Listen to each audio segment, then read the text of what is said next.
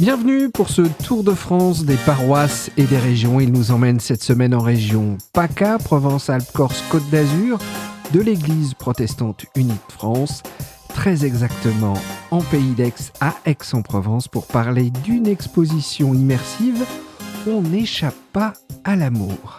Alors, pour nous la faire découvrir, cette exposition, l'un des membres de l'équipe qui met en place cette exceptionnelle exposition, Jonathan Lafont. Salut Jonathan. Salut Marc. Très heureux de te retrouver pour nous parler de ce projet original, il faut bien le dire, qui a lieu du mardi 4 au vendredi 7 avril 2023 de 15h à 21h et le samedi 8 avril de 10h à 17h à l'Église protestante unie du Pays d'Aix, où pour rejoindre l'exposition, il faut se présenter aux 2 rue Mazarine à Aix. Évidemment, nous vous mettons ça en lien dans le descriptif de ce podcast. Alors Jonathan, dis-nous en quelques mots en quoi consiste cette exposition immersive. Alors le principe de cette exposition immersive, ça a été de reprendre la dernière semaine du Christ, de son arrivée à Jérusalem jusqu'à sa mise au tombeau, et de le faire vivre de façon immersive, c'est-à-dire de se laisser porter par l'ambiance. C'est pas une exposition de tableau, c'est une exposition qu'on va vivre, de pouvoir le vivre de façon auditive, de façon sensitive, de façon visuelle, d'être mis dans l'ambiance à travers un chamboulement complet des lieux et des espaces, de pouvoir les réorganiser pour pouvoir faire vivre cette expérience. Donc quelque part, tous nos sens sont mis en éveil en différents espaces où l'on vit les différentes étapes de ces derniers jours, si j'ose dire, du Christ. C'est ça, exactement. Alors, ce n'est pas une première en fait pour cette exposition, c'est une première à Aix, mais j'oserais dire que c'est sa saison 2 puisque c'est une adaptation locale d'une exposition réalisée à Paris il y a un an, pour Pâques 2022. Une exposition réalisée au Temple du Marais dont vous avez repris le concept, une partie, je crois, des œuvres d'art, mais que vous avez adapté évidemment au nouveau lieu, parce que ce n'est pas le même espace, les temples ne sont pas tous faits à l'identique à travers la France. Donc un nouveau lieu d'accueil avec un travail aussi théologique des pasteurs Gilles Daudet et Stephen Bachman. Est-ce que tu peux nous expliquer alors cette adaptation entre la version 1 et 2, si j'ose dire ? La première chose qu'a fait, déjà, on s'est inspiré de ce qui a été fait, puisque comme tu l'as dit, on a récupéré les œuvres d'art, un Christ et puis une énorme couronne d'épines et plein de miroirs, enfin plusieurs choses qu'ils avaient utilisées. Donc on a récupéré tout ça, mais on a aussi récupéré leurs livrets qui étaient distribués aux personnes qui venaient.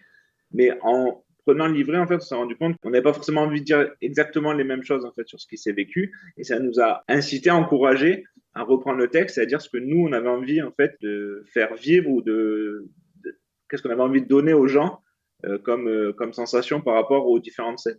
Et donc on s'est inspiré de ce qu'ils avaient fait, on utilise leur matériel, mais on a repris les textes et en relisant les textes, en se questionnant théologiquement, qu'est-ce que ça voulait dire, qu'est-ce que nous, on voulait y mettre derrière pour réadapter cette exposition à notre façon de voir cette semaine de la Passion, mais aussi à nos locaux.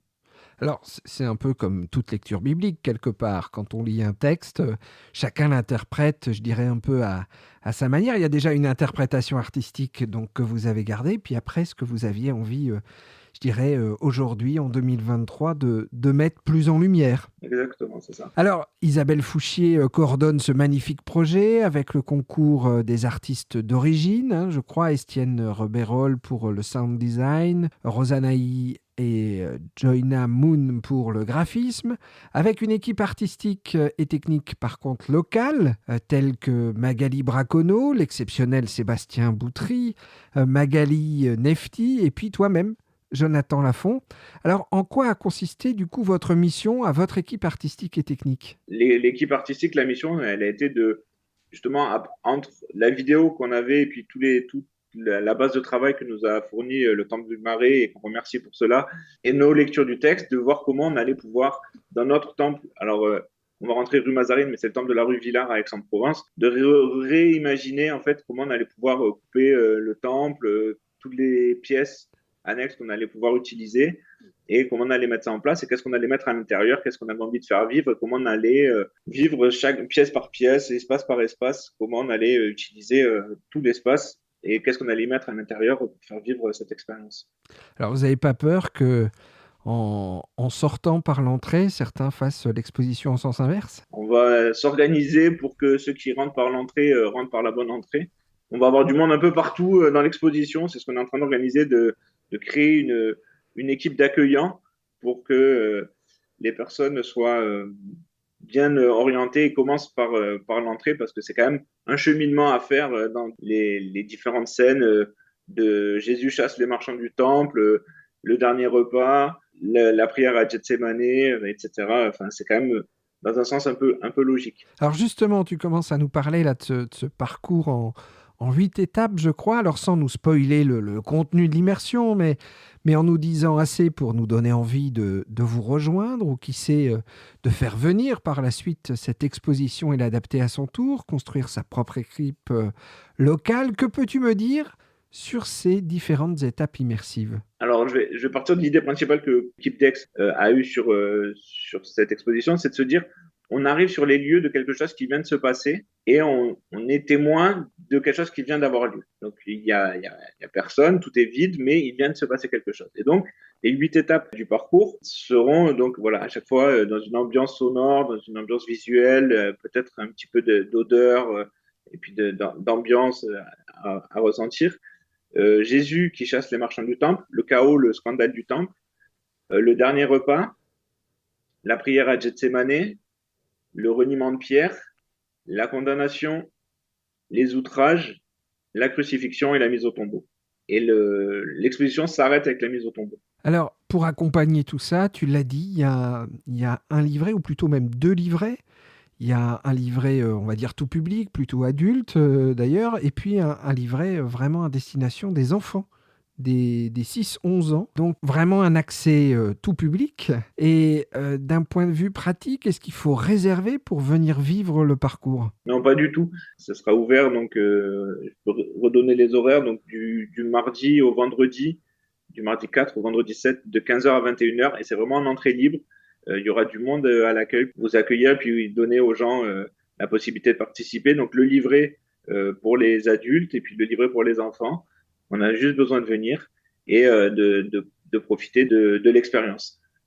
La réservation est possible pour les écoles. On fait des ouvertures le matin pour les scolaires. S'il y a des écoles qui veulent se déplacer, elles seront accueillies sur des temps où ils peuvent s'inscrire. Combien de temps faut-il compter pour traverser ces étapes qui, on l'a dit, en réalité sont quand même déroulées à l'origine sur plusieurs jours? Donc là, certes, il y a les espaces, mais il faut se prendre le temps quelque part, non? Il n'y a pas de rythme imposé. Il n'y a pas de rythme imposé. Il n'y a pas d'audio guide ou de quelque chose qui nous timerait la visite. Ça va être à chacun de prendre le temps, mais je pense qu'il faut compter entre 30 minutes et 1 heure pour faire les 8 stations. Après, voilà, c'est vraiment au rythme de chacun. Il y a peut-être des gens qui auront besoin de se poser dans certaines salles qui vont inviter au recueillement et à la méditation, et puis d'autres salles qui vont être vraiment très oppressantes et qui vont obliger les gens à sortir rapidement. Enfin, chacun va vivre cette expérience, en fait, avec ce qu'il est et avec les pistes de réflexion qu'on peut inculquer à travers le livret. Mais il n'y a pas de rythme. Chacun le fait à son rythme, à sa vitesse. Tu viens de le dire, il y a peut-être certains, avec l'ambiance, avec ce qui est créé, où on peut vivre quelque part une oppression et se sentir, je dirais, obligé à passer vite à l'étape suivante. D'autres où on aura peut-être envie de se poser. Est-ce qu'il y a un aménagement particulier pour justement pouvoir se poser? Parce que s'il y a un flux, que derrière, il y a des personnes qui poussent pour continuer le chemin, et que nous, on a plutôt envie de se poser dans cette atmosphère, il y a des bancs, il y a des chaises, qu'est-ce qui se passe? On a essayé de penser que chaque pièce puisse servir à se poser. Il n'y a pas forcément de banc, il n'y a pas forcément de chaise. L'aménagement est pensé de certaine façon que les gens qui veulent continuer puissent passer. On peut être plusieurs par salle, c'est pas un chemin défini, donc on peut passer à côté, on peut se mettre dans un coin et profiter du moment en attendant. Si on est dans la région, il ne faut pas, je crois, manquer aussi la soirée du 4 mars à 19h, avec une soirée inaugurale qui rassemblera l'équipe artistique et technique des théologiens et puis la coordinatrice. Une occasion alors de vivre cette exposition immersive et de débriefer, si j'ose dire, avec ceux qui l'ont mis en place. C'est l'occasion. Après, c'est vrai que l'équipe technique et artistique sera là plusieurs fois dans la semaine. Hein. Ne vous précipitez pas tous le mardi 4 avril. Mais oui, on sera là le mardi soir pour la soirée inaugurale. Mais tout au long de la semaine, en fait, l'équipe théologique ou l'équipe artistique sera présente pour être là. Mais l'équipe d'accueil est aussi formée pour expliquer la démarche et pour être présent et être une oreille, une écoute s'il y a question ou besoin de partager à la fin de l'exposition. Voilà, parce que rappelons-le, donc les jours, c'est du mardi 4 au vendredi 7 avril 2023 de 15h à 21h et le samedi 8 avril de 10h à 17h à l'église protestante unie du Pays d'Aix, aux 2 rue Mazarine à Aix, qui est habituellement pas l'entrée du temple, mais ça sera l'entrée de l'exposition et l'on sort aux 4 rue Villars, qui est l'habituelle entrée du temple. Alors, après avoir traversé, tu l'as dit, ces différentes scènes, est-ce qu'il y a quelque chose de prévu, du coup, justement, comme tu l'as dit, à la sortie, pour échanger avec quelqu'un si on ressent le besoin? Le projet est porté par toute la paroisse et tu as donné quelques noms tout à l'heure de personnes qui sont l'équipe technique, l'équipe artistique, mais c'est vraiment un projet qui est porté par la paroisse et du coup, dans la paroisse, c'est organisé des personnes qui sont là, qui sont présentes sur tous les moments d'ouverture de l'exposition pour accueillir les gens, mais aussi à la sortie, il y aura de quoi boire un petit café et manger un petit gâteau, mais être quelqu'un qui sera présent s'il y a besoin de discuter, s'il y a envie de dire quelque chose. À la sortie 4 rue Villars, justement, on aura un petit coin pour discuter, mais rien n'est obligatoire. Et si on a besoin de... Ça, c'est les retours qu'on a, par exemple, de l'expérience du Marais, c'est que les gens, c'était trop immersif pour avoir envie de discuter en sortant tout de suite et de discuter plus tard.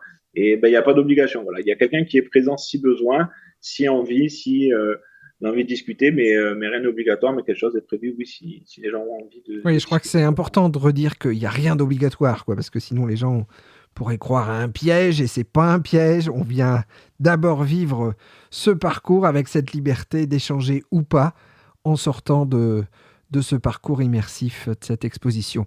Alors, j'imagine qu'il y a un coût pour un tel événement. Est-ce que l'entrée est gratuite, la sortie payante, ou tout est gratuit car on n'échappe pas à la grâce? Ah, tout est gratuit parce qu'on n'échappe pas à la grâce. Exactement. Non, tout est gratuit et c'est vraiment une volonté de la paroisse de faire vivre cette expérience au plus grand nombre et de partager cette espérance qu'on n'échappe pas à l'amour. Et donc, tout est gratuit, tout est ouvert, tout est offert. Bien, merci Jonathan d'avoir pris ce temps avec nous et je l'espère pour les auditeurs d'avoir donné envie de plonger dans cette exceptionnelle exposition On n'échappe pas à l'amour. Un beau message que l'on retient finalement en vivant pleinement cette exposition. Vous pouvez également écouter une précédente émission que nous avions réalisée avec 2 membres de l'Église protestante unie du Marais qui nous avaient notamment présenté la genèse de ce projet en lien dans le descriptif également de ce podcast.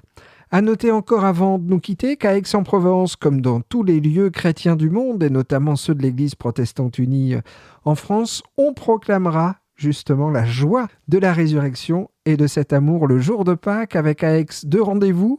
Le premier qui piquera un peu les yeux, mais qui aura tout autant d'intensité, j'imagine, que cette exposition. Il s'agit de l'aube pascale au Cagnard à 5h45. Et puis à un horaire plus habituel pour le culte de Pâques à 10h30 dans le temple d'Aix qui aura bien retrouvé son aménagement habituel après cette quasi-semaine intensive. Mais le message unique de Pâques mérite bien à la fois, si j'ose dire, une telle exposition immersive et de vivre ces rendez-vous exceptionnels et plus classiques de Pâques. Alors à toi Jonathan et à toute l'équipe de cette exposition immersive, merci pour ce que vous partagez. Merci à ceux qui vous ont transmis cette exposition et heureux les nouveaux témoins qui viendront expérimenter ce parcours à la découverte de l'inattendu et puis qui sait, les prochaines saisons dans la ville où vous nous écoutez aujourd'hui. À bientôt. À bientôt, merci.